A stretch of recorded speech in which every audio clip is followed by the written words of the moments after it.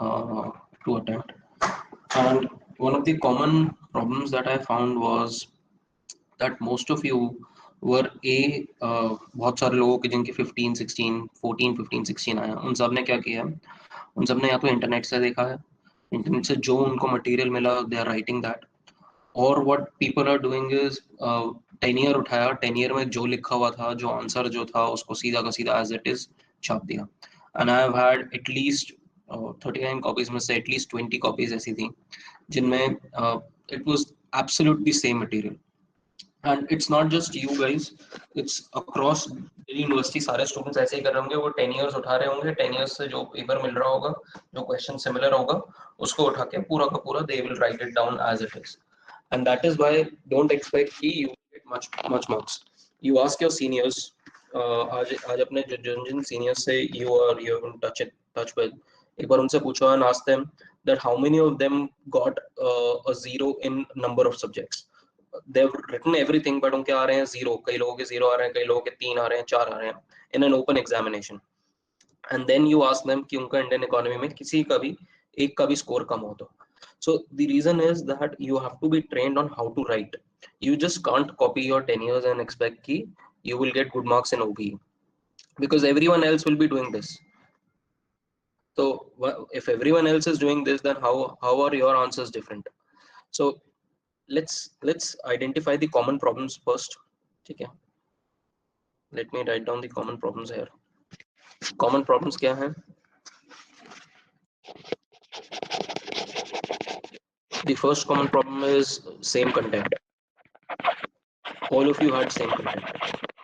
Okay, क्यों? Because all of you sourced it either from the internet or from NS. Are you willing to accept, guys, कि यही था? और जितने भी लोग हो कि ये common problem तुम लोगों ने करा ही. Don't worry about it. Then the second issue I faced was in presentation. And trust me, when I am giving you 15 or 16 out of 20, don't expect anything more than 10 in your finals, because of the fact that I've marked you very liberally. Presentation, I don't want to show you answer sheets. Okay, that's not the objective here.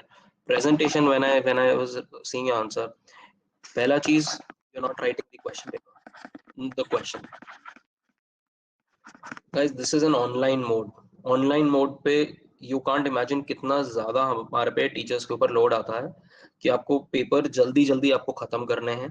ठीक है, OBE के papers जल्दी check करने हैं. You can't download, you can't imagine कि आप do you expect कि your teacher will predict printouts of your examination answers and then correct it? No, not at all. Online आएगा, ऑनलाइन PDF हमारे पास आता है एंड PDF हम view करके उसको वहीं पे मार्क कर देते हैं. तो सी, you have to make the task of the examiner easy. और वो easy कैसे होगा? जब आप क्वेश्चन लिखोगे. imagine examiner के पास तो क्वेश्चन पेपर की फिजिकल कॉपी भी नहीं है, because this is not the mode कि हमारे पास फिजिकल कॉपी आ रही है. यूजुअली हमारे पास क्या होता है?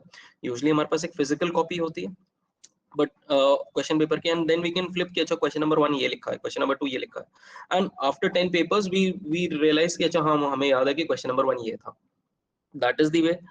तो बट यहाँ पर हमारे पास ऑनलाइन है, हमें एक टैब में क्वेश्चन पेपर खोलना पड़ रहा है और दूसरे टैब में हमारे पास आंसर लिखा हुआ है. तो we have to flip simultaneously कि पहले ये फ्लिप करो फिर उसके बाद दूसरा फ्लिप करो. सो flipping these questions and coming back to answers becomes a very tedious task. Instead, if what you can do is write down your questions along with your answers. Question red में लिख दो या blue में black में लिख दो, so that you differentiate कि अच्छा ये मेरा क्वेश्चन है. या रेड में लिख दोगे तो अच्छा पता चल जाएगा कि अच्छा ये क्वेश्चन लिखा हुआ है, आगे इसके बाद मैं आंसर लिख सकती हूँ. तो it will just take you 1 minute or 2 minutes, but that 1 or 2 minutes will you don't realize that will ease out the examiner, and when you ease out the examiner you will get a higher mark irrespective of the fact कि तुमने answer क्या लिखा है. आपने एक job easier कर दिया एक एग्जामिनर के लिए. Then in terms of the other aspect of presentation जो मुझे feel हुआ बहुत ज्यादा, वो था कि the way that you are writing, the way of your expression. तो एक्सप्रेशन कैसा है? आंसर लिखना शुरू किया यहाँ से, यहाँ से पूरा आंसर लिखा, आंसर लिखा, आंसर लिखा, आंसर लिखा, आंसर लिखा, कोई ब्रेक नहीं है, पूरे पेज में आंसर लिख दिया आपने। सेकंड पेज आया, सेकंड पेज में पूरा आंसर आंसर आंसर आंसर, यहाँ break. There are no paragraph breaks, no paragraph. Guys, do you expect any one of, I mean, if I give you 100 copies to check online and हर एक copy के अंदर 10 या 15 page होंगे, do you expect to read all of this? Can you imagine yourself, put yourself in the shoes of an examiner? अगर मैं आज आपको 100 copy दूं चेक करने के लिए और आपको बोलूं कि आपको 5 दिन में वापस करनी है, कैन यू डू दैट?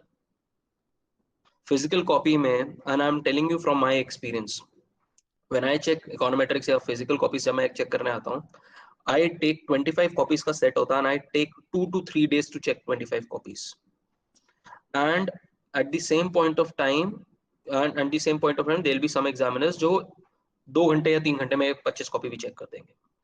तो you have to assume that the examiner will have limited amount of time to check your answer script, and that time frame you can take it to be as 5 minutes, very liberally I'm telling you कि बहुत ज्यादा liberal है। जब अगर मैं बोल रहा हूँ 5 मिनट, तो अगर आपके पास 5 मिनट है एक इंप्रेशन बनाने के लिए, अपने आप को मार्क्स देने के लिए, ठीक है, द एवरेज मार्क्स, देखो बहुत कम होगा कि बहुत बहुत रेयर होगा कि ओबी के अंदर कोई फेल हो रहा होगा जब अनटिल अनलेस उसने बिल्कुल कॉपी कर रखा है and the examiner is completely off, ये तो पूरा कॉपीड है, एक दूसरे के सारे सबने कॉपी किया हुआ। इफ यू डू दैट, अगर आप एक दूसरे को कॉपी दिखाते भी हो, so there is no harm at the same point of time. Cheating because allowed है, इसका ये मतलब नहीं कि आप कर सकते हो तो दैट मीन्स कि आप चीटिंग कर लो। तो you have to realise that you are going to harm yourself अगर आपके सबके आंसर सेम होंगे तो। मेरे पास 25 कॉपी का सेट आया और उसमें मैंने देखा सबका आंसर सेम है। अगर मुझे सबका आंसर सेम लग रहा है तो मुझे पता चल गया कि इन्होंने तो कॉपी करा हुआ ओपन बुक है, बट आपस में इन्होंने सबने कॉपी किया हुआ है। And I will as an examiner, अगर मतलब कोई कोई मुझे जैसा एग्जामिनर मिल गया और मुझे लगा कि कॉपी है, I will straight forwardly give 50% या 40% मार्क्स, चाहे कितना भी अच्छा आंसर हो, अगर सबका आंसर सेम है I will start giving 8 out of 20। And this is what has happened with other people. You have to assume that the examiner will not give you time more than 5 minutes per copy, and again I'm telling you 5 minute बहुत ज्यादा होंगे अगर आपको मिल रहे होंगे। 100 copy check करने का मतलब, can you imagine 500 minutes? 500 minutes is 6.5 hours, that too 6.5 hours without disturbance, and no one is going to give that 6.5 hours। तो इसीलिए मैं कह रहा हूँ कि you will have even lesser time। So if you have 5 minutes to impress an examiner, this is not UPSC की आपका copy आराम आराम से चेक हो रहा है, यूपीएससी में भी नहीं होगी। अगर आपके पास 5 मिनट हैं एट मैक्स एग्जामिनर को प्रोसेस करने के, that means 1 minute per answer। And if you're writing like this, I am sorry, even if you write the best of the answers in the world, you're not going to get marks। And I'm telling you this with a lot of experience। I've told you before as well। Internet पे जाओ, आज जाके टीना डाबी के papers देखो, टीना डाबी के 10 year का कोई भी एक पेपर देखो, मिल जाएगा इंटरनेट पे। And I have seen her papers, economics का जो उसने कॉमन पेपर लिखा है ना, and I know my papers, content wise 10 times better है मेरा, but the way that she is presented it is beautiful, absolutely beautiful.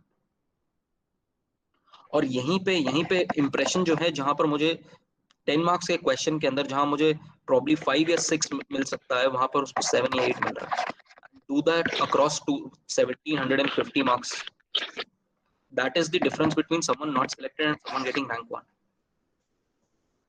despite the fact that the content might be better here। And that's what I'm telling you, you have 1 minute to impress the examiner। If you write without paragraphs, if you write unimpressively, if there is no flow, so you have to break paragraphs। Very important point of presentation। The other thing that you need to do is read the question twice। मैं दिखाऊंगा आपको। Answer all parts of the question।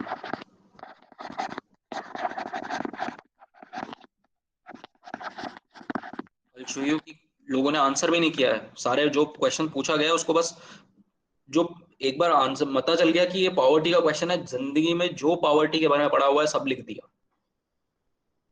तो ये मैं आपसे पूछ रहा हूँ कि आपका नाम क्या है, आप ये बता रहे हो कि मैं यहाँ से हूँ, मेरे फादर यहाँ से हैं, मेरा ये एस्पिरेशन है। अरे जो आपको पता है वो थोड़ा ना लिखना है, जो आप पूछा गया है वो लिखना है। Then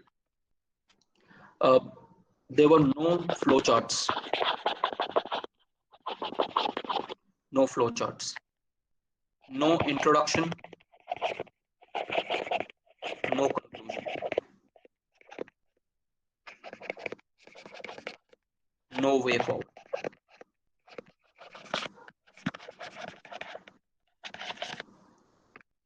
no boxes for current affairs, current updates. Data जो था आपका पैराग्राफ्स में,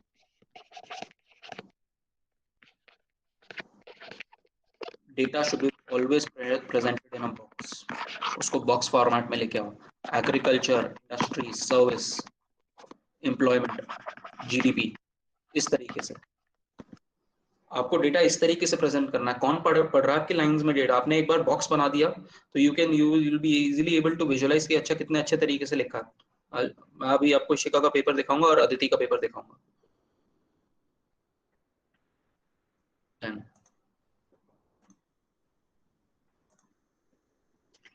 उसके बाद ये आपकी कॉमन इश्यूज हैं, ठीक है। Now let us take the example, एक बार क्वेश्चंस उठाते हैं एंड लेट्स सी कि how do you approach these questions. तो पूछ लूं गाइस, यहाँ तक समझ में आया? Are you able to follow me till now? Any issues? कोई पॉइंट अभी तक नहीं समझ में आया? Now see, let's see the first question. Evaluate the Nehru Mahalanobis strategy adopted by India in the early phase of its development planning, ठीक है, and role in transforming the stagnant colonial conclave into a economy capable of sustained growth. Now, पहली बात, इस question के दो part हैं. If you see part one of this question, part one is evaluate the Nehru Mahalanobis strategy, यहाँ तक हिंदी में.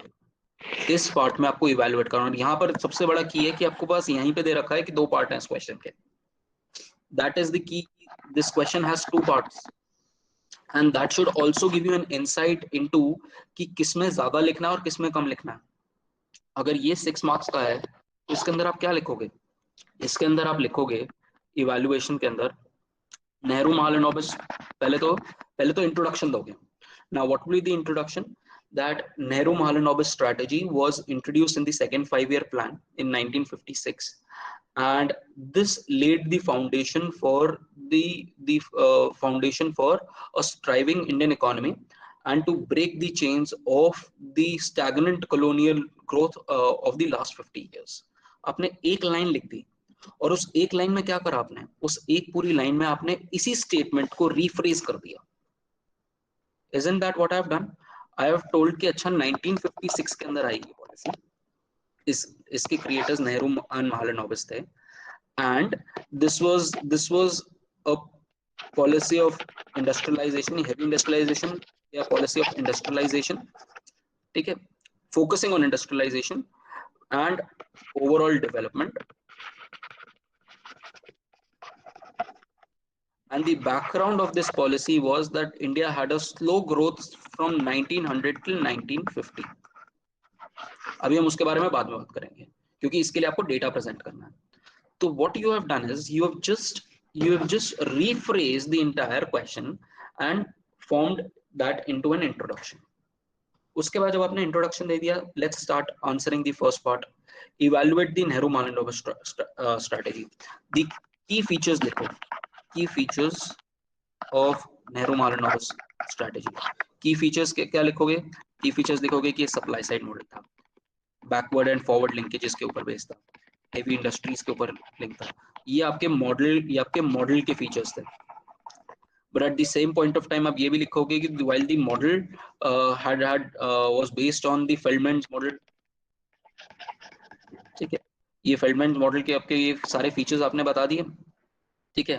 But at the same point of time it did also stress, if you talk about the strategy, अगर हम strategy के बारे में बात करें तो उसके अंदर एग्रीकल्चर के बारे में भी बात करी थी, उसके अंदर एमएसएमईज के बारे में भी बात करी थी, and constructive role of PSUs के बारे में भी बात करेगी एट कमांडिंग हाइट्स, क्योंकि रिसोर्सेज कम थे कंट्री के पास।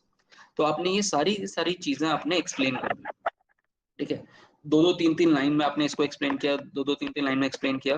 बाय द टाइम आप ये पूरा एक्सप्लेन करोगे कि ये था, आप एक एक सेंटेंस एक और लिख सकते हो कि the alternate strategy that was probably discarded was the strategy of Vakil and Brahmanand, and what were the shortcomings। And में आप शॉर्टकमिंग्स लिखोगे कि शॉर्टकमिंग, जो मेजर एक शॉर्टकमिंग था वो था एजुकेशन के ऊपर स्ट्रेस नहीं था।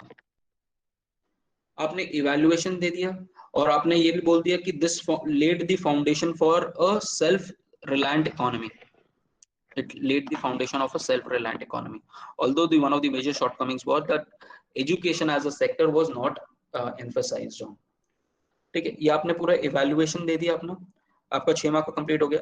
Now the 9 marker question is the role of transforming it in the stagnant. अगर आप यहाँ पर डेटा नहीं लिख रहे तो आप नहीं कर रहे, आंसर ही नहीं कर रहे। अब यहाँ पर आप लिखोगे that it is through the Nehru-Mahalanobis strategy that we were able to break the chains of the slow progress that had happened over the last 50 years। अब आपके पास रीडिंग्स हैं, ओबीई के अंदर हो, उसके बाद आपके पास मेरी रीडिंग है। रीडिंग जैसे ही खोलोगे, आपको रीडिंग जैसे ही खोलोगे ये आपके पास आ गई,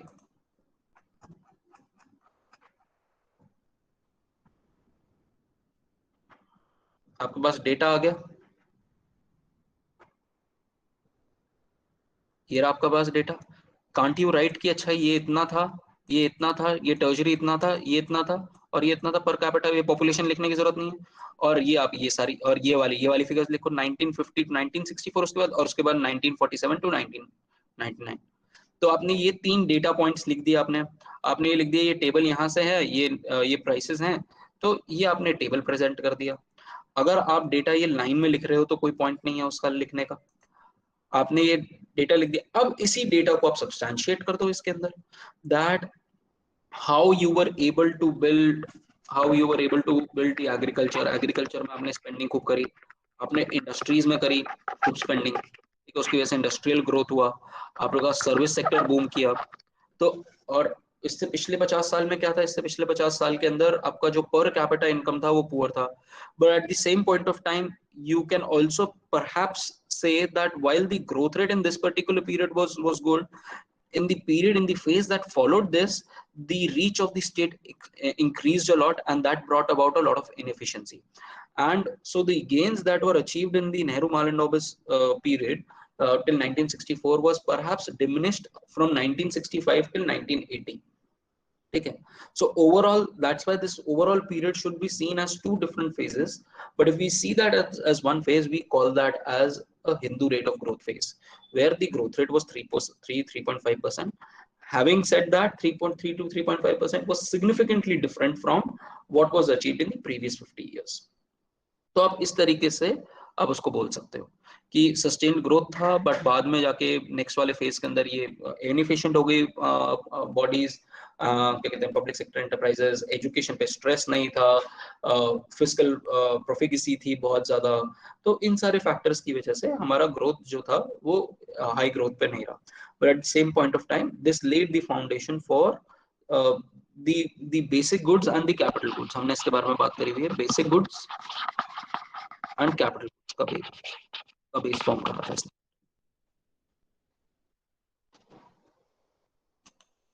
समझ में आया गाइस कैसे लिखना है इसको? Any doubt in how to attempt this question? Distinguishing feature of high growth era was the increase of private corporate savings. Do you agree? Substantiate your answer. How crucial was the role of investment in infrastructure?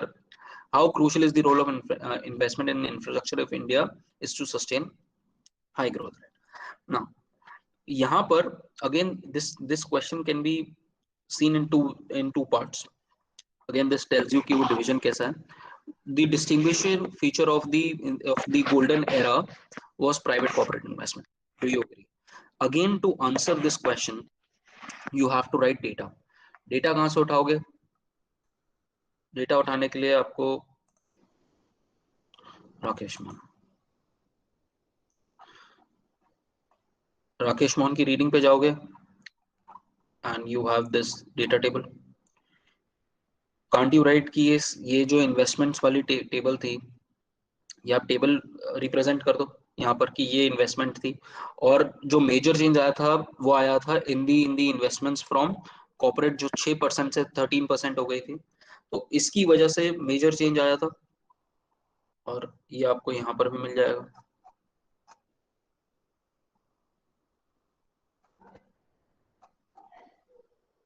Now in this reading what you need to do is, आपको ये growth लिखनी है, ये वाला portion लिखना है कि इस पीरियड में ये ग्रोथ रेट थी कंट्री की, एंड आपको उसको लिंक करना है थ्रू दिस. किसी हाउस होल्ड सेक्टर की ये थी, ठीक है, पब्लिक सेक्टर की ये थी, और कॉर्पोरेट सेक्टर की ये थी इन दिस पर्टिकुलर पीरियड, और उससे पिछले वाले पीरियड की लिख दो, ये वाली और ये वाली. Public sector, private corporate and house hold, ये तीन ही तो लिखनी है सिर्फ आपको. ये सेविंग्स और ये इन्वेस्टमेंट है, सॉरी आपको इन्वेस्टमेंट लिखनी है. तो gross capital formation, public sector, private sector, और ये आपको पूरा टेबल बनाना है, और ये इसका बनाना है, और ये दिखाना है कि यहाँ जो ट्रांसफॉर्मेशन हुआ है 6.3 से 12.5, that has led to the cause in overall GDP growth rate. उसकी वजह से यू कैन शो कि जीडीपी ग्रोथ रेट जो है हमारी, जीडीपी ग्रोथ रेट इस पीरियड में 5.4 थी और इस पीरियड में 8.7 थी. Now in all of this data, ये सारा डेटा आपके पास पड़ा हुआ है, ये सारी चीजें आपके पास विजिबल है आपको करने के लिए, but at the same point of time if you are stuck with अगर ये पूरा का पूरा टेबल बना दोगे, सपोज किसी ने पूरी टेबल बना दी, या किसी ने पूरी ये टेबल बना दी, what am I to figure from this? इस फिगर्स में एग्जामिनर तो पागल हो जाएगा देखते हुए कि इसमें लिखूं, इसमें देखूं क्या मैं. आपको इस टेबल से वो चीज निकालनी है जो पूछी गई है. Just a second. So आपको वो information you need to ferret out of this table which is being asked, and the good thing is that the one of the best things that has happened with OBE is that you don't need to mug up this data, क्योंकि real world में you have all this data, you don't need to I mean remember all of this. तो आपको ये data अब आपके पास सामने है, आपको बस देखना है कि मुझे क्या प्रेजेंट करना है अपने आंसर के लिए, कि क्यों इंडियन इकोनॉमी में ग्रोथ हुआ था, and then you need to go down and see कि अच्छा इंडियन इकोनॉमी में इन्वेस्टमेंट क्यों इंक्रीज हुई थी. उसके मैंने बहुत सारे रीजंस बताए थे आपको कि इस पीरियड के अंदर इन्वेस्टमेंट्स इसलिए इंक्रीज हुई थी क्योंकि आपका स्टॉक मार्केट बहुत अच्छा था, आपने स्टॉक मार्केट में बहुत सारे रिफॉर्म्स किए थे, बैंकिंग क्रेडिट रेट बहुत कम था, वर्ल्ड इकोनॉमी के अंदर बहुत ज्यादा फ्लो ऑफ मनी था, तो उसकी वजह से इन्वेस्टमेंट पिक हो रही थी, आपके इंटरेस्ट रेट्स कंट्री के अंदर बहुत ज्यादा कम थे. तो इन सारे फैक्टर्स की वजह से आपका एफडीआई आ रहा था, एफपीआई आ रहा था कंट्री के अंदर, and then you have external commercial borrowings, you had low interest rate regimes. इस तरह की वजह से आपका इन्वेस्टमेंट इंक्रीज हो रहा था, लोग लेवरेज बहुत ज्यादा ले रहे थे, और उसकी वजह से प्राइवेट और कॉर्पोरेट इन्वेस्टमेंट बढ़ा, and that led to what is called as India incorporated. तो ये आपको, ये जो पूरी स्टोरी है ये आपको लिखनी है इस पर्टिकुलर पार्ट के अंदर. Now so you agree with, and again you have to introduce yourself, you can't just write straightforwardly कि अच्छा ये आंसर है मेरा. You have to write that private, suppose if I was given this question, I would again turn the entire question into an opening statement. What will be my opening statement? That India's experienced a so-called golden phase during the period of 2003 to 2008, where India's growth rate was an average of 8.5%, and India became one of the fastest growing countries, large countries in the world. This this increase in the investment, this increase in the GDP was perhaps backed on the basis of huge increase in the private corporate savings and private corporate investment. ठीक है, तो आप savings के बारे में भी लिखोगे और इन्वेस्टमेंट के बारे में भी लिखोगे. ठीक है, and this led to the golden phase. And in order अब second part को भी आप introduction में डाल दोगे, and in order for India to achieve the golden phase again, we need a substantial amount of investment in our infrastructure, both physical and social, ठीक है, as recommended by this author Rakesh Mohan. ये आपका introduction हो गया, where you have what you have woven is you have woven part 2 and part 1 into the same point, ठीक है, and then you write all of this, आपने ये लिखा, but what you also do is that अब आप ये आपने ये पार्ट लिख दिया, लिखने के बाद एक छोटा सा बॉक्स बना दो, करंट अपडेट। करंट अपडेट में आप लिख सकते हो, since 2013-14 the corporate investments in India and savings has been falling because of a number of factors, like reduced lending by banks, the NBFC crisis in 2019, then the introduction, perhaps the policy shocks like demonetization and introduction of GST. So we need to focus on private corporate savings and private corporate investment, ठीक है। तो tax terrorism you can probably write down। तो ये जो आप एक paragraph add करोगे, ये आप एक पैराग्राफ जहां आपको इस आंसर के लिए जहां सबको 5 मार्क्स मिल रहे थे, आपको शायद से 6 या 7 इस सिर्फ एक करंट अपडेट की वजह से। And then you write down your second part of the answer, that the role of, तो second part कैसे शुरू करोगे, role of investment, ठीक है, role of investment, और role of investment की you have a table, if you go to your, हाँ, तो ये पहले आप role of investment लिख सकते हो, ये आप टेबल बना सकते हो, ये वाली, ये एक मार्क कर सकते हो ग्रॉस कैपिटल फॉर्मेशन की, एंड उसके बाद जो इम्पोर्टेंट है सर, जस्ट अ सेकंड, अब उसके बाद आप इंफ्रास्ट्रक्चर इन्वेस्टमेंट पे आ जाओ, और इंफ्रास्ट्रक्चर इन्वेस्टमेंट में आपको ये फिगर्स नहीं लिखनी, आपको ये फिगर्स लिखनी, projection as a percentage of GDP, जो आप एक्चुअल में लिख सकते हो कि ये हमारी प्रोजेक्शंस हैं जो हमें चाहिए। आपको टोटल लिखना है, ठीक है, इंफ्रास्ट्रक्चर का टोटल लिख लो, पब्लिक सेक्टर का टोटल लिख लो, एंड प्राइवेट सेक्टर का टोटल लिख लो। आप ये पूरी टेबल कॉपी नहीं कर सकते गाइस, यू कांट कि आप पूरा ये लिख पाओ। All you need to do is, ये टोटल जो होगा वो पब्लिक प्लस प्राइवेट का सम होगा, and all you can stress is that we need to emphasise on electricity in infrastructure, ठीक है, पब्लिक सेक्टर के अंदर इंफ्रास्ट्रक्चर के ऊपर इस पे फोकस आएगा, एंड अदर रेलवेज एंड इसमें तो हमारा वे फॉरवर्ड इज पीपीपी, हमें प्राइवेट पार्टनरशिप भी करनी है, क्योंकि इफ यू सी हर जगह पे क्या हो रहा है, यहाँ पर प्राइवेट का रोल ऑलमोस्ट हाफ है ऑफ व्हाट यू नीड। अगर आपको 8% इन्वेस्टमेंट चाहिए तो उसका आपको हाफ ये चाहिए। Now what you do is, आप करंट डेटा यहाँ पर ऐड करके डाल दो कि ये इन्वेस्टमेंट जो है कैसे गवर्नमेंट आ रही है, और उसके रिसेंट कुछ 2-3 एग्जांपल, फॉर एग्जांपल NIIF लिख दो यहाँ पर कि national infrastructure investment fund, national infrastructure pipeline, जिसमें $100 ट्रिलियन रुपीस इंडिया इन्वेस्ट कर रहा है। तो ये कुछ करंट अपडेट्स हैं, तो इमीडिएटली सर्च करो कि गवर्नमेंट आज की डेट में इंफ्रास्ट्रक्चर पे क्या काम कर रहा है, इंफ्रास्ट्रक्चर स्कीम्स, और उसमें 2-4 स्कीम्स डाल दो, एंड ये मेजर इंफ्रास्ट्रक्चर की चीजें। I will just show you एक सेकंड में कि कैसे कर सकते हो, while you are writing the answer, why can't you do this national infrastructure pipeline as I told you, ठीक है, ये देखो दिसंबर 2019 की आई हुई है करंट अपडेट, देन NIIF लिख दो, नेशनल इन्वेस्टमेंट इंफ्रास्ट्रक्चर फंड, ठीक है। तो ये सारी चीजें अगर आप करंट अपडेट लिख दोगे, and you can tell that in 2000 till 2017 what we have seen is that the investment has been constantly falling, and we need to revive this, and we need an equal participation from the private sector, because the public sector do not have the reserves to fulfill the aims। तो इस तरीके से you can write this particular point as well। हाँ, कौन बोल रहा था कुछ? तो आपने ये लिख दिया, इसका ये पूरा आंसर हो गया आपका। Then let's see this part, a democratic country can hardly want to become part California, part sub-Saharan Africa।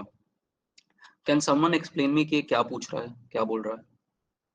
What do you mean by part California, part Sub-Saharan Africa? What do you think it means? Part Sub-Saharan Africa means underdeveloped economies. Yes. तो आप इसमें कौन सी reading लिखोगे guys? Generic है I know, but कौन सी reading से आया होगा ये क्वेश्चन? काकुली सेज ड्रेजन सेन। काकुली इसमें आप बहुत सारी रीडिंग्स लिख सकते हो, आप ड्रेजन सेन भी लिख सकते हो, इसके अंदर आप अपनी हेल्थ की रीडिंग भी लिख सकते हो, हेल्थ की रीडिंग का वो भी डाल सकते हो। आपको बेसिकली हेल्थ एजुकेशन आपको दोनों दिखानी है इंडिया के अंदर, कैसे, और ये आपके जितने भी आपके पैरामीटर्स थे, कैसे आपकी कुछ पैरामीटर्स पे आप 16 of the world's poorest countries के साथ हो, कंपेयर कर रहे हो। और when you see the best of the outcomes, तो आपको बेस्ट ऑफ द आउटकम्स भी आपको दिख रहे हैं कि India has a lot of, I mean in terms of its education structure, जो टॉप टीयर पे हैं वो बहुत अच्छा कर रहे हैं। So there is a huge divide between the have nots and the haves. तो अगर आप रूरल एरियाज में जाओगे, रूरल एरियाज में आपका हेल्थ इंफ्रास्ट्रक्चर, आपका आपका ये मोर्टालिटी रेट्स, आपका मैटरनल मोर्टालिटी रेट, आपका एक्सेस टू हेल्थ, आपका एक्सेस टू एजुकेशन बहुत पुअर है, ठीक है। वेयर एज इफ यू सी, और ये आपको कुछ स्टेट्स में मिलेगा, बीमारू स्टेट्स जो हैं उसमें आपको मिलेगा। And if you see southern states, तो सदर्न स्टेट्स में यू रियलाइज कि उनका एजुकेशन भी बहुत अच्छा है, केरला, तमिलनाडु, और उनका उनका हेल्थ इंफ्रास्ट्रक्चर भी बहुत अच्छा है। सो what is happening in India is that India is being divided into two parts, India and Bharat. The Bharat is the typical Hindu rate of growth वाले जो dynamics हैं, जो northern India के हैं, which is comparable to say the poorest countries in the world. And then you have these islands of prosperity, states which have done well on these accounts. और कौन से states हैं हमने देखा है? वो states हैं क्या कहते हैं, तमिलनाडु, केरला, हिमाचल प्रदेश। तो जो फर्स्ट रीडिंग है हमारी, उसमें एंड में स्टेट वाइज एनालिसिस भी है, तो उसमें हिमाचल प्रदेश, तमिलनाडु एंड केरला की बहुत बात भी है। तो you see that, let me show you that as well. हाँ, ये देखो comparison of growth within India, जो एंड के कुछ पेजेस थे, उसमें देखो लेवल्स ऑफ पॉवर्टी कितना ज्यादा है हेल्थ इंडिकेटर्स पे। तो इसमें आप ये सारे सब नहीं लिखना, आप बेसिकली लिख सकते हो कि इंडिया के level and the rest of, कुछ स्टेट्स के जो लेवल है वो बहुत बहुत वो है। तो states like these have poor indicators in terms of poverty, in terms of all these indicators। सिर्फ indicators के नाम लिख लो, health indicators, education indicators, poverty related indicators, these particular states are doing poorly, and states like Kerala, Himachal and Tamil Nadu are doing very well। तो आप ये इस तरीके से आप बोल सकते हो कि यू डोंट वांट, इन्होंने क्यों किया, क्योंकि इन्होंने इन्वेस्टमेंट करी है इन ऑल दीज सर्विसेज। देखो यहाँ पर first second third fourth point लिखा होगा, ये देखो कि दे यूनिवर्सल प्रिंसिपल्स, इन्होंने टारगेटेड प्रिंसिपल नहीं किया, इन्होंने कहा सबके लिए खाना है, सबके लिए एजुकेशन है, सबके लिए इलेक्ट्रिसिटी है, सबके लिए मिड डे मील है। उन्होंने ये नहीं कहा कि पुअर के लिए और रिच के लिए नहीं है। इन्होंने अपना जो गवर्नेंस स्ट्रक्चर था उसको अच्छा करा, इन्होंने एफिशिएंट इंफ्रास्ट्रक्चर क्रिएट किया कि आपका जो है सारे के सारे पैसे जो हैं, सारे के सारे रिसोर्सेज हैं, वो पब्लिक तक पहुंच पाए, मिडिल मैन ना खा जाए उसको। तो उन्होंने एडमिनिस्ट्रेशन को सॉर्ट आउट किया। एंड इन्होंने जो ट्रेडिशनल इनइक्वालिटीज हैं, कास्ट की, क्लास की, इसको इसको हटाते हुए they have done this. So you have to write down these, that this is how they have actually, this is how there are two types of India that exists here. One is a part California, the states, the southern states, and sub-Saharan Africa, the northern belt जो है। तो यहाँ पर आप बात करोगे कि we have a huge divergence, and then you write down कि how we have not been able to tap the role of the state and the market। कहीं पर आपको स्टेट की जरूरत है, कहीं पे आपको मार्केट की जरूरत है। नाउ यू वांट टू ये आपने एक पार्ट यहाँ से उठा लिया, दूसरा पार्ट कहाँ से उठाओगे इसका? यहाँ पर इसका स्टेट एंड मार्केट के बारे में पूरी इंफॉर्मेशन है। गाइस मैंने विजय जोशी की दूसरी रीडिंग नहीं भेजी क्या? There are 2 readings by Vijay Joshi. Have I sent you the other reading? Guys do you remember, एक हमने हेल्थ एंड एजुकेशन की विजय जोशी की एक रीडिंग करी है। Yes, sir, you haven't sent it. Have I और have I not? Guys I just sent. एक बार चेक कर लेना। If I have not sent I will just attach that reading, मेरे पास मार्क्ड है वो रीडिंग। वो जो रीडिंग है उसके अंदर मार्केट एंड स्टेट के बारे में बात करी हुई है कि कैसे हमने मार्केट और स्टेट को टैप नहीं किया हुआ।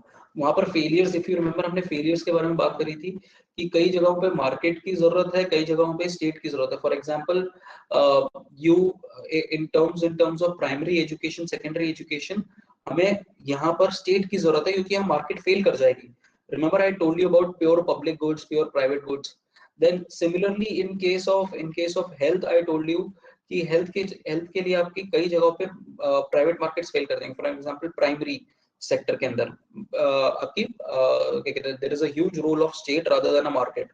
And then you when you come to secondary and tertiary, तब यहाँ पर मार्केट की रिक्वायरमेंट है।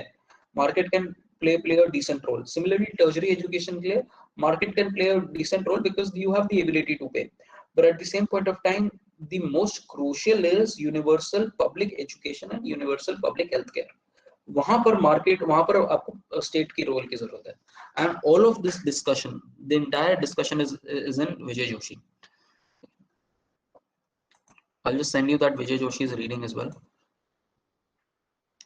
But do you get a drift of what I'm trying to tell you? कि आंसर कैसे करना है। ठीक है, मैं तरंग उसको भेज देता हूँ। आई थॉट मैंने दोनों भेज दिए हैं। मैं इसको भी एडिट करता हूँ कि this is chapter number this, and I'll send you that particular reading as well.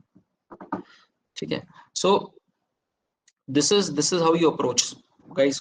Idea लगा, नहीं लगा, कुछ फायदा हो रहा है? Sir I wanted to ask, अगर गूगल से आकृति मैंने यही एक्सप्लेन किया, अगर आप गूगल से अगर आप लिख भी दोगे तो उसका ज्यादा फायदा आपको नहीं होगा। ठीक है, because you need to write what is also given in your readings. अगर एग्जामिनर नहीं चेक कर रहा है ठीक से तो अलग बात है, बट कई लोग तरीके से पढ़ लेते हैं। फॉर एग्जाम्पल मुझे 2 मिनट में I get an idea whether the answer is from Google और नॉट फ्रॉम गूगल। मैंने कैसे पकड़ लिया कि आंसर सबके कॉमन है और ये आंसर जेनरिक आंसर्स लिखे हैं तुम लोगों ने, you have not written what is required. तो वो इसलिए पता चल जाता है क्योंकि आई नो कि रीडिंग में क्या लिखा हुआ है। तो that is why I would still suggest कि अगर आपका क्वेश्चन आ रहा है, यू फर्स्ट फिगर आउट कि रीडिंग कौन सी है, कहाँ से मैं यूज कर सकता हूँ। At times it will cut across readings. For example, question like this can be answered from 3 readings. Your reading number 1, your reading number, you have another reading of Vijay Joshi, and then you have a reading by Rambaru. तीनों reading से interlink करके आप लिख सकते हो इसको। You can also right dredge की माल nutrition वाली रीडिंग कि कैसे कितना ज्यादा माल न्यूट्रिशन है इंडिया के अंदर, that we have the maximum number of malnutrition kids in the country. तो इट्स नॉट एज इफ कि आपको एक रीडिंग्स लिखना है, आपको मल्टीपल रीडिंग से भी लिख सकते हो। And at the same point of time, when a specific part is asked, तब आप एक रीडिंग पे फोकस कर सकते हो। Like in this case, इस केस पे जो second part of the answer है, that has to be answered from Vijay Joshi only, क्योंकि that is the only place where you actually have that discussion of state and the market. So this is how you answer this question. Now, can India reap the benefits of demographic dividend? What does availability of research indicate? Available research indicate comparison between India and China. Most of you did this answer well. आपको पता था कि कहाँ से लिखना है।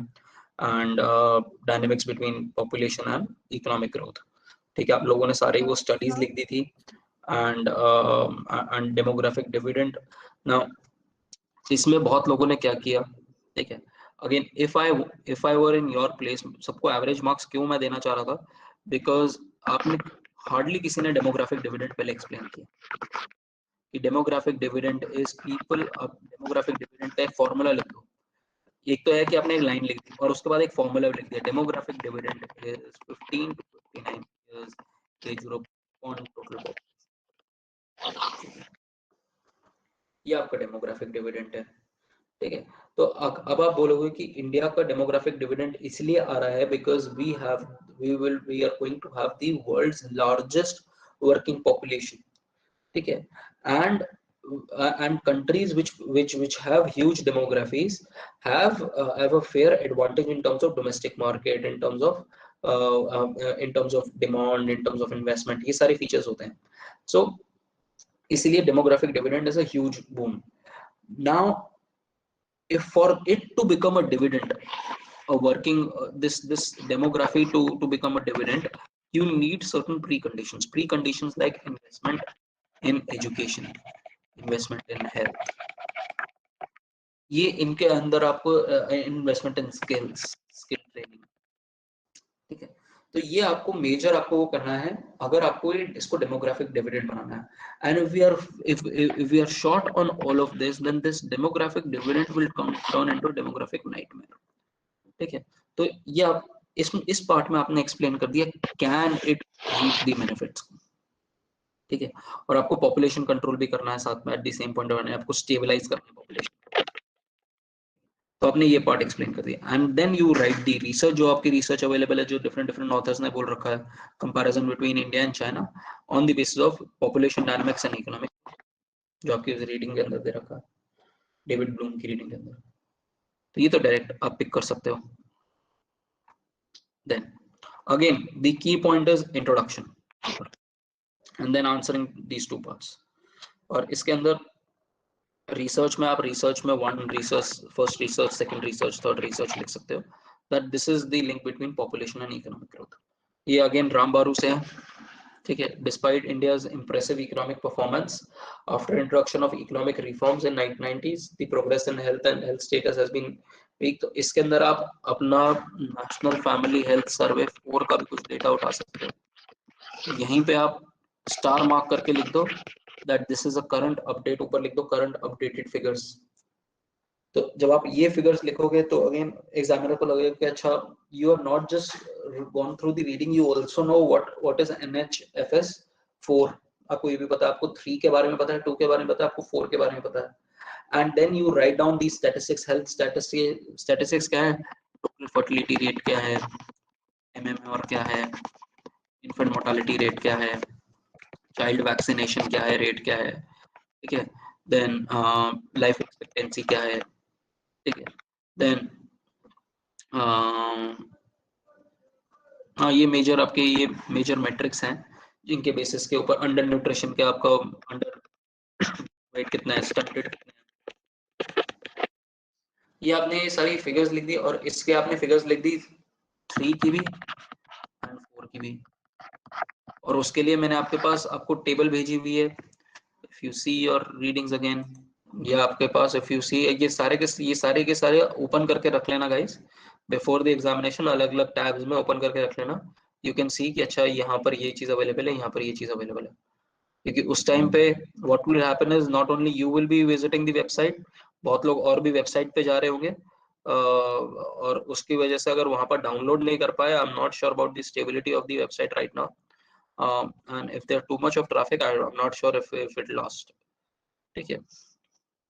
अगर ऐसा हुआ, because that has happened with my father's website, it crashed on the day of the examination। तो ये आपके पास डेटा दे रखा है नेशनल फैमिली हेल्थ सर्वे 4 का, और आपको बेसिक डेटा उठाना है बस। आपको ये सारा डेटा की जरूरत नहीं है, जो आपको डेटा आपकी रीडिंग के अंदर अवेलेबल होगा वो आपको डेटा लिखना है। गाइस मैंने राम बारू में नहीं भेजी क्या, राम बारू तो I remember sending it to you guys, एक बार चेक कर लो प्लीज। तो एक बार फिर से चेक कर लेना। I have somehow I was under the impression कि मैंने भेजी हुई है। तो उसमें आप ये सारे अनइवन ग्रोथ रेट बोलोगे कि स्लो है एंड अनइवन है। What do you mean by uneven? Uneven का मतलब है कि कुछ सेक्टर्स के लिए अच्छा हुआ है, फॉर एग्जांपल टर्शरी सेक्टर में इंप्रूवमेंट हुई है बट प्राइमरी के अंदर ज्यादा इंप्रूवमेंट नहीं हुई। If you see general category में तो इंप्रूवमेंट, एक्सेस की इंप्रूवमेंट हुई है, but people who are from the schedule caste and schedule tribe उनको पास नहीं है उतना एक्सेस। अर्बन एरियाज के अंदर एक्सेस है, रूरल एरियाज में एक्सेस नहीं है। तो यू आर राइटिंग कि ये स्लो भी है एंड अनइवन भी है। If you are not writing the inequities here, then आप आंसर आधा कर रहे हो। अगर आप स्लो के बारे में नहीं लिख रहे तो आप आंसर आधा कर रहे हो, ठीक है। And while answering this you have to focus on inequities in access. तो वो इनइक्विटीज जो है, इनइक्विटीज ऑन द बेसिस, वो जो 4-5 इनइक्विटीज थी, वो सारी की सारी इनइक्विटीज आपको मेंशन करनी है इसको। तो इफ यू रिमेंबर, वो इनइक्विटीज में एक था कि जैसे जैसे लोगों की इनकम बढ़ रही है, आपके पास एक्सेस कम हो रहा है, तो इनकम कम हो रही है, तो उसके बाद उनके लिए महंगा है, उतना ज्यादा परसेंटेज ऑफ इनकम जो है उनको ज्यादा स्पेंड करनी पड़ रही है। रूरल एरियाज में कम है एक्सेस एंड अर्बन एरियाज में ज्यादा है। आयुष का सिस्टम ज्यादा प्रेवलेंट है रूरल एरियाज में एंड अर्बन एरियाज के अंदर मॉडर्न सिस्टम ज्यादा अवेलेबल है। तो ये जो इनिक्विटीज जो वो 5 पॉइंट थे वो आपको यहाँ पर मेंशन करना है। Then again 2 parts. What are the different methodologies adopted by the Indian government to measure poverty? पहला पार्ट ये है क्वेश्चन का। Second, explain how the process of urban economic growth which has brought about significant gains to rural growth during the post reform period. तो ये आपका second part है। तो इस क्वेश्चन के 2 पार्ट्स हैं। ये जो पार्ट है, can someone tell me कि ये 2 अलग-अलग रीडिंग है कि एक रीडिंग है? तो इफ यू सी, ये पार्ट जो है ये रंगराजन से है और ये पार्ट जो है ये जो दूसरी वाली रीडिंग है, ये एक पार्ट ये है और एक part shining for the poor too. इसमें मैंने इस पार्ट में आपको एक्सप्लेन किया है जो आपका और आपकी इस पीरियड के अंदर, ये देखो इस पीरियड के अंदर किस तरीके से आपकी जो अर्बन पावर्टी, रूरल पावर्टी भी आपकी फॉल डाउन हो रही है और अर्बन पावर्टी भी फॉल डाउन हो रही है। ये जो पार्ट पोर्शन है वो आंसर कर रहा है that the process of urban economic growth which brought significant gains to rural as well as urban during the post reform period, कि कैसे अर्बन इकोनॉमिक ग्रोथ रेट हुआ है इन पोस्ट 1991 एंड उसकी वजह से रूरल पुअर को भी फायदा हुआ और अर्बन पुअर को भी। This is what you have to capture here and this is what is post reform period urban growth and rural growth. ये देखो अर्बन पावर्टी, ये जो है ये वाला पॉइंट एंड तो आपको ये जो है ये फिगर्स आपको मेंशन करनी है। बाकी सारी जो आपकी नेशनल पावर्टी है, आपको नेशनल पावर्टी देखो, नेशनल पावर्टी जो है आपकी गिरी है -1.2 से, बट उसको ड्राइव कौन सा कर रहा है? Urban poverty and rural poverty drive कर रही है, उसकी वजह से आपकी ग्रोथ कम हुई है। Sorry, just a second please. So इसमें आप अर्बन एंड रूरल पावर्टी के बारे में और ये पूरी जो डिस्कशन है वो यहाँ पर पॉइंट आउट करोगे। So this was this particular question. Then what do you mean by jobless growth? Now again jobless growth अगर आप explain करोगे तो you need to point out कि इंडिया का जो ग्रोथ रेट है between 2004 and 2011 उसके अंदर आपकी ग्रोथ ज्यादा हुई थी बट आपकी जॉब्स क्रिएट नहीं हुई, and that is typically through elasticity of employment. और इलास्टिसिटी ऑफ एम्प्लॉयमेंट आप बताओगे कि इलास्टिसिटी ऑफ एम्प्लॉयमेंट क्या होती है? Percentage change in employment upon percentage change in GDP. ये आपकी इलास्टिसिटी, आपने इसको एक बॉक्स में डाल दिया कि इलास्टिसिटी है, और आप फिर उसके बाद बताओगे कि ये इलास्टिसिटी जो है वो कैसे चेंज हो रही है अक्रॉस पीरियड्स। आप इलास्टिसिटी बताओगे कि 2004 से लेके 2011 के बीच में क्या है इलास्टिसिटी। ठीक है, पहले 2004 से 2009 एंड 2009 से 2011 और उससे पिछले वाला पीरियड, और फिर आप बताओगे कि कैसे ये इलास्टिसिटी 0.02 थी in this particular period. That is why you are calling this as you call what that is what you call as jobless growth। तो आपने ये jobless growth एक्सप्लेन कर लिया। then उसके बाद then you go on to the main features of the Indian labor market since 1999। इसके अंदर guys I have given you the explanation till 2019 if you remember। अगर आप ये वाली रीडिंग चेक करो, if you see this reading, ये देखो हमने यहाँ पर labour force, work force, unemployment define किया। देन अगर आप फीचर्स के बारे में देखना चाहो तो हमारी जो एम्प्लॉयमेंट इलास्टिसिटी की बात बता रहा हूँ मैं आपको, वो आपको मिल जाएगी।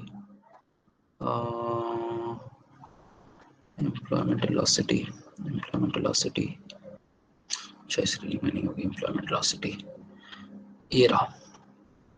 इसके अंदर if you see total employment, ये देखो total employment increase in employment per million 1.2 total million jobs create हुई, whereas the GDP was growing at 8.6%। this is basically what you are saying as jobless growth। और उसके अंदर देखो agriculture में कम हो रहा है, मैन्युफैक्चरिंग में भी कम हो रहा है, सिर्फ कंस्ट्रक्शन में जो है वो मेजर इंक्रीज आ रहा है। ठीक है, तो आप इसको किस तरीके से लिंक करके you can call it as jobless growth. And यहाँ पर size of the population employed, हाँ ये देखो यहाँ पर आपकी ऑल वर्कर्स देखो, यहाँ पर आपका 472 मिलियन है इन 2012 एंड यहाँ पर 471 मिलियन है। तो again which shows that you have not been able to create jobs। and उससे पहले 2005 में देखो 57 मिलियन है। तो this data point again shows you कि आप ज्यादा jobs नहीं create कर पाए हो। तो आप ये recent data point लिख दो, employment elasticity के बारे में लिख दो, and then you can write down these figures, ये वाली figures, net increase in million jobs ये वाली, and ये GDP की figures। ठीक है, इसमें guys you don't need to write all figures, you need to write the basic ones। agriculture important होता है, manufacturing important होता है, services important होता है, construction important होता है, and total employment होता है total। तो construction में नहीं लिखना चाहते तो service and construction एक साथ लिख सकते हैं। तो one is service and construction, the other is manufacturing, and the third is agriculture, and last is total employment। total employment यहाँ 1.2 million, and यहाँ पर ये वाले you can write and compare this with 1999 and 2004। and पता नहीं क्यों याद आ रहा है कि मैंने एंड में लगाया होगा। somehow I forgot to attach the national this thing BLS population periodic labor force survey 2017। I'm not sure कि मैंने अटैच क्यों नहीं किया इसके अंदर, यूजुअली आई अटैच दैट। तो उसके अंदर भी दे रखा है कि आपकी एम्प्लॉयमेंट जो है वो जनरेट ज्यादा नहीं हो पा रही है। हाँ ये देखो आपकी एम्प्लॉयमेंट के आपके जो टोटल एम्प्लॉयमेंट है उसके अंदर किसका सबसे ज्यादा मेजर शेयर है, सबसे ज्यादा मेजर शेयर आपका कंस्ट्रक्शन का है। ठीक है, this is again an important data set ये वाला, अगर if you want to write. So you write all of these and then you write कि कैसे labor market के अंदर changes आए, and essentially what the point that you need to drive is 2004 से 2009 के बीच के अंदर या 11 के बीच के अंदर आपकी employment generate नहीं हुई, and 11 से 17 का data you can get through आपको periodic labor force survey मिल जाएगा। ठीक है, मैंने लास्ट ईयर पढ़ाया भी था पीरियोडिक लेबर फोर्स सर्वे, मैं इसके अंदर एक और अटैच कर दूंगा वो एक डॉक्यूमेंट है जिसके अंदर आपका वर्कफोर्स लेबर फोर्स पूरा दे रखा है। तो यू कैन राइट डाउन कि हमारा जो ओवरऑल एम्प्लॉयमेंट है वो ज्यादा चेंज नहीं हो रही है। ठीक है, it's just reshifting of people जो हो रहा है थोड़ा बहुत, तो that needs to be written here. Then compare the experience of economic reforms, China's reforms with India's in terms of economic growth, total factor productivity। Again ये प्रणब बर्धन की reading से डायरेक्टली है, picked up है first part। and why did India fail to transform in the last 4 decades? You can perhaps write down कि India का जो reforms थे, जितने इंडिया ने reforms करे हैं वो सारे प्रोडक्ट मार्केट रिफॉर्म्स किए हैं, प्रोडक्ट मार्केट में रिफॉर्म्स किए। इंडिया ने ए फैक्टर मार्केट में रिफॉर्म्स नहीं करे। दूसरा, इंडिया ने company economy totally open up नहीं करी है। थर्ड, जो इंडिया इकोनॉमी के अंदर प्रॉब्लम है वो है कहते हैं इंफ्रास्ट्रक्चर की, और इंफ्रास्ट्रक्चर में भी स्पेशली जो इंफ्रास्ट्रक्चर है हेल्थ एंड एजुकेशन का, गवर्नेंस। तो ये कुछ मेजर फैक्टर्स हैं जिसकी वजह से you see that India and China का जो पाथ है, देन इधर जो है फेडरल फाइनेंस। तो इंडिया और चाइना का पाथ अलग अलग क्यों है? क्योंकि इंडिया के कुछ रिफॉर्म्स हैं जो इंडिया ने सिर्फ अपने प्रोडक्ट मार्केट में कर दिए बट फैक्टर मार्केट में नहीं करे। जैसे जो आप रिफॉर्म्स कर रहे हो, फार्म बिल्स जो आप लेके आए हो, that is called a factor market reform, या लेबर रिफॉर्म्स लेके आए हो, that is called a factor market reform. Then India के अंदर गवर्नेंस ठीक नहीं था, एजुकेशन और हेल्थ पे फोकस नहीं था। इंडिया के अंदर जो लोकल बॉडीज हैं वो ठीक से नहीं थी। इंडिया के अंदर जो MSMEs हैं उस पर ठीक से फोकस नहीं था। तो ये इंडिया के मेजर फेलियर्स हैं, because of which India has not been able to transform as well as China has probably done. तो इस तरीके से अगेन ये आपका रीडिंग जो है इसी प्रणब वर्धन मैंने प्रणब वर्धन में नहीं डाली है। Guys, can someone write down and send it to me? मैं पता नहीं, I was under the impression कि मैंने सारी रीडिंग अपलोड कर दिया। Guys, am I audible? Okay, just send me a this thing कि मैंने 3 रीडिंग्स निकाली, एक रामबारो, एक प्रणब वर्धन और एक विजय जोशी का जो सेकंड पार्ट था, ये 3 रीडिंग्स नहीं। So you have sent Pranab Vardhan भेजी हुई है? Yes, sir. ठीक है, मुझे एक बार ग्रुप पे ना वापस रीटैग कर दो कि ये मैंने भेजी हुई है। प्रॉब्लम मेरे पास सिस्टम पे नहीं होगी, मेरे सिस्टम में कुछ एरर्स आ रहे थे 2-3 दिन से, तो हो सकता है मैंने कुछ फाइल्स डिलीट करी तो उसमें हो सकता है डिलीट हो गई हो मुझसे, तो वो एक बार रीहाइलाइट करते हैं, ठीक है। And now to this part, ये देखो गाइस, दिस इज अदिति's answer. Can you see the introduction part, reframing the question, model and strategy, ये देखो हाईलाइट करके डाला हुआ है, ये देखो, see small flow charts, second strategy of Mahalanobis second 5-year plan, flaws in the model, and then role of transformation, exactly the way that I told you. The GDP growth rate जो मैं mention कर रहा था, अदिति ने एक गलती करी है यहाँ पर, ये गलती क्या थी, ये अदिति इसको आपको यहाँ लिखना है और इसको यहाँ लिखना है, you have to compare these two, इन दोनों को इसको यहाँ पर लिखना, ठीक है। और दूसरा ये आपको पर कैपिटा भी यहाँ पर मेंशन करना, ठीक है, और उसको मेजर हाईलाइट देना है, star mark. Now you have made the task so easy for the examiner कि हर चीज मेंशन्ड है यहाँ पर। How can an examiner not give 18, 19 ये 18 on 20 on this particular paper, on this particular question? So take this as the bare minimum benchmark जो आपको करना है, और अगर आप ऐसा नहीं लिख रहे हो you will get only average marks। और यहाँ क्वेश्चन मिसिंग था, by the way. let's see Ishika, देखो continuously she has highlighted, देखो फिगर्स लिख रखी हैं, कंक्लूजन लिखा हुआ है, देखो हर जगह पर you will find that she has highlighted what she is trying to present, अलग अलग पैराग्राफ्स में है हर चीज। पॉलिसीज जो है वो सारी पॉलिसीज लिखी हुई हैं अलग अलग से, आपको हर जगह पे यू विल फाइंड आउट कि आंसर्स जो है, just one flaw what I found in Ishika's answers was that there were too many things in point form, थोड़ा सा point form कम भी कर सकते हो, बट ऐसा भी चलेगा, there's no problem, ठीक है। एक इसकी जगह पे ओवरऑल अगर Ishika if you can write overall then it will be better, but ठीक है, ये भी ठीक है। मिक्स्ड रिफॉर्म पीरियड, उसने सारे रिफॉर्म पीरियड बता दिए किस तरीके से आपका रिकॉल पीरियड्स होते हैं डिफरेंट उस नॉर्म्स के अंदर, and then you have explain the data as well कि पावर्टी इस तरीके से फॉल करिए। इसका Ishika you need to write these down in form of a table. Yes. So like this was the question in the answer number 8. Can we just write in the tabular form? Like if we have comparison between India and China, can we just write in the tabular form? No, guys, please don't write only in tabular form. That is not an impressive way to write. Okay, we can incorporate it a little You bit. can incorporate it. You can incorporate it in an answer, but you can't write the entire answer in a tabular form. Please Okay, don't do sir. that. And sir, approximately how many sides do we need to write for a 15 marker? Like we know what, like for some we have a lot of content, for some we don't have. So what is the minimum bare?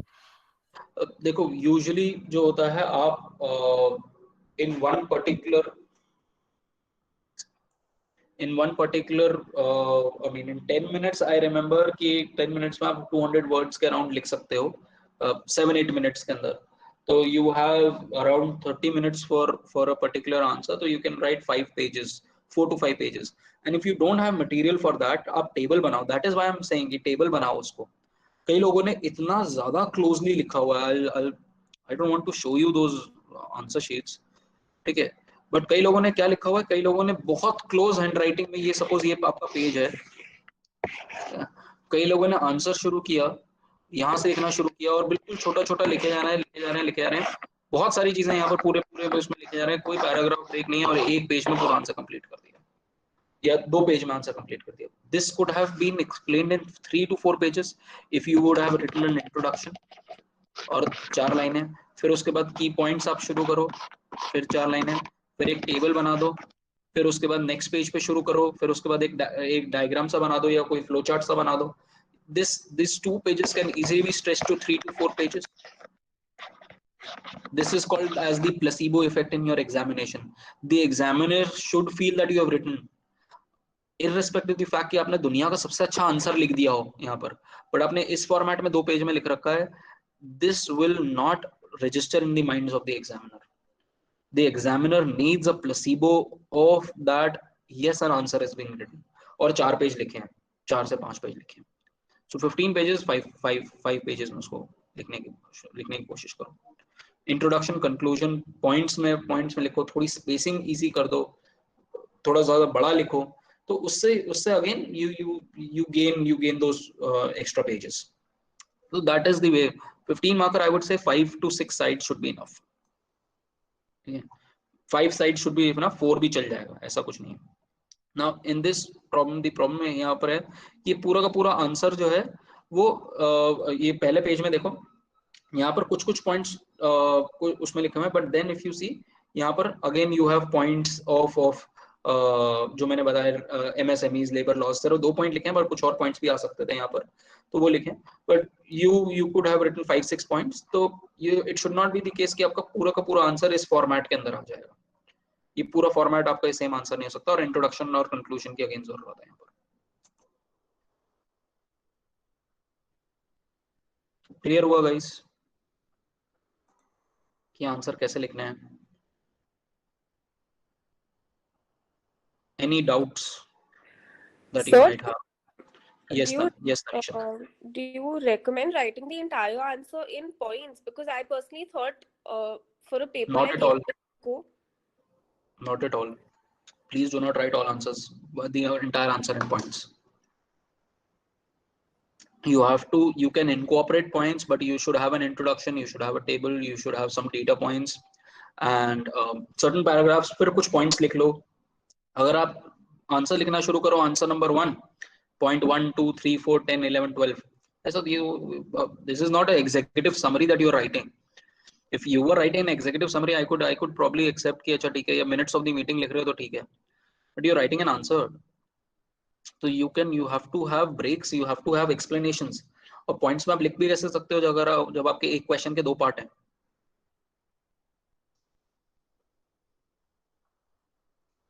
समझ में आया तनीषा?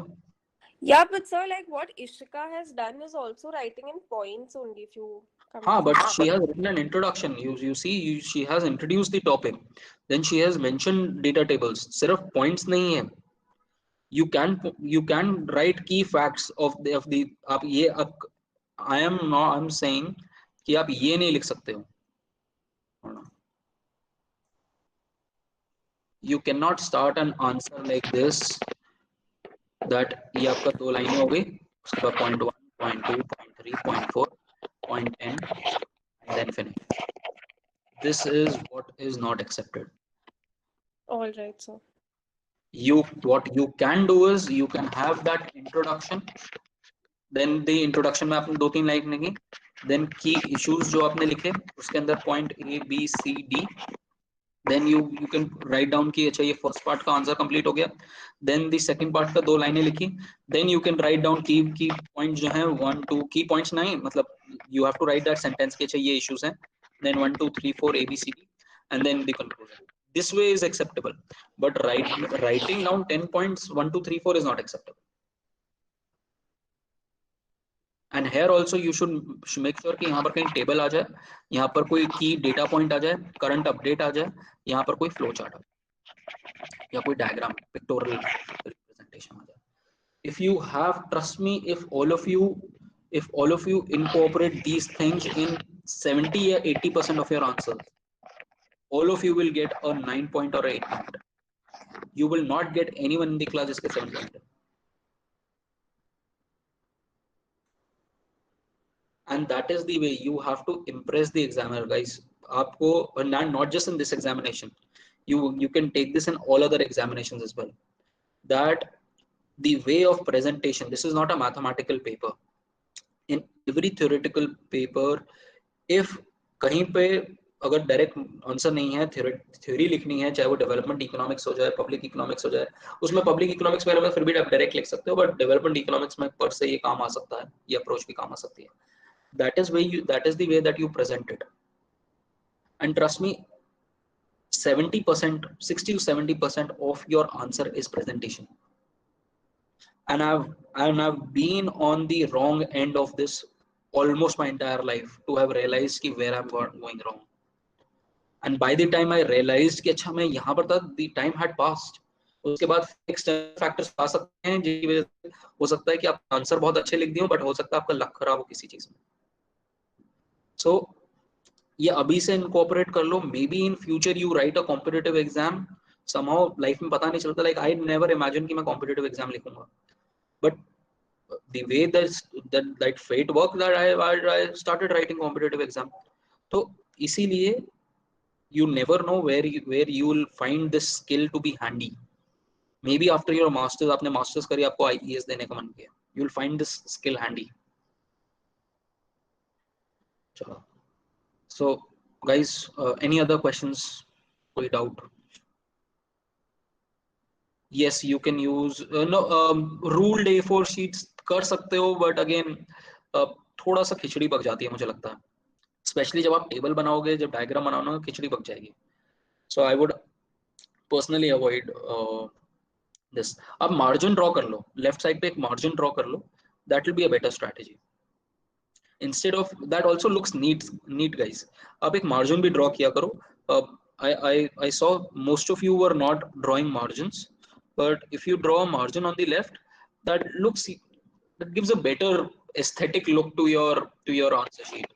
तो यहाँ पर आपने एक margin draw करा हुआ है, तो छोटा सा, ऐसा नहीं कि कई लोग मार्जिन क्या ड्रॉ करते हैं, ये आपका A4 शीट है, उसके इतना तो आपका मार्जिन ही चल रहा है, तो इसी में लिख रहे हो, तो छोटा सा मार्जिन ड्रॉ कर, दैट लुक्स नीट. ऊपर भी थोड़ा सा मार्जिन ड्रॉ करना, तो ऊपर भी मार्जिन ड्रॉ कर सकते. So I hope guys you would have learned from this particular session. If you need any other help, let me know. तुम लोगों का एग्जाम कब है इंडियन इकोनॉमी का? गाइस एग्जाम पता है? 14. एंड शुरू कब से हो रहे हैं? 15. और अंजू में अभी कंफ्यूजन है, 15th को है 14th को है? से 15. अच्छा. हाँ चलो. और एग्जाम शुरू कब से हो रहे हैं? 15 से ही हो रहे हैं सर. अच्छा 15 से ही शुरू हो रहे हैं, चलो गुड. तो you have good amount of days if you want any revision of a particular topic. कोई घंटे में कोई टॉपिक करना है, कुछ भी नीड है, do let me know. I will. अभी मैं ये भी अभी लेक्चर डाल रहा हूँ, सारे लेक्चर्स मैंने आपको लिंक करके डाल दिए आपके गूगल क्लासरूम पे. If you need any other help, अगर कोई रिवीजन चाहिए किसी पर्टिकुलर टॉपिक का, let me know. I will record that thing and I'll put it on the website. बाकी जो 3 रीडिंग्स हैं ये मैं आज डाल देता हूँ, ठीक है? Anju, I will not be helping during the exam. That's not allowed.